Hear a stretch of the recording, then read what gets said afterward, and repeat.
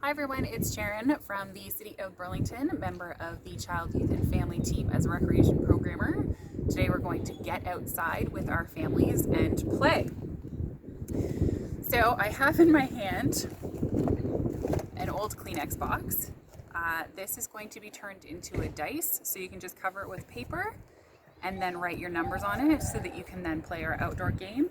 Alternately, if you have bean bags or some other toys, these are my dog's toys, you can use them as a beanbag toss type game since you already have this grid created.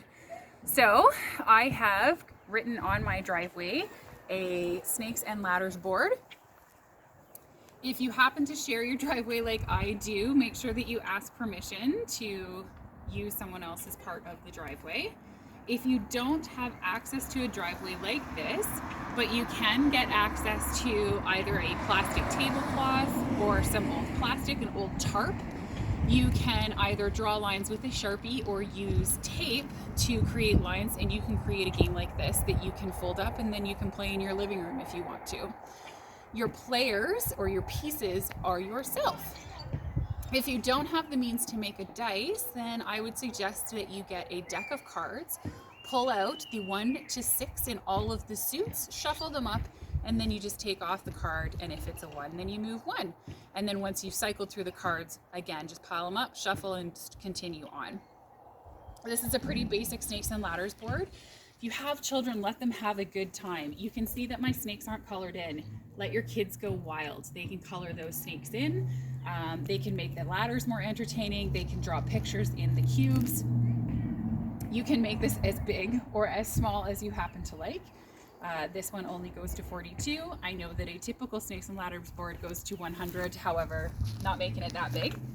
I would also suggest that you use some large chalk instead of small because it takes a long time with small chalk. I sadly have no one to play with, so I'm not going to play the game, but it's pretty simple. You are going to start at the beginning, and if you have a dice to roll or you play with the cards, you just follow along. If you reach a ladder, you get to climb up to wherever the ladder ends. If you end up hitting the end of a snake, you slide back down to where the snake's head is. Once you have this grid, it opens you up to a lot of possibilities. So if you want to work on some throwing games with your kids, you can call out a number 22 and see if they can throw to 22. You could also use this as a math game and ask them to add numbers together. What are 10 and 3 equal 13? Throw and see if you can get to 13. Or you could have them walk to the number so that they can show you. You can obviously do subtraction in the same way. So you can use this grid however you see fit. And it's a great way for you to get outside and spend some time safely with your family. So don't forget to get outside and play every day. Thank you. Dylan.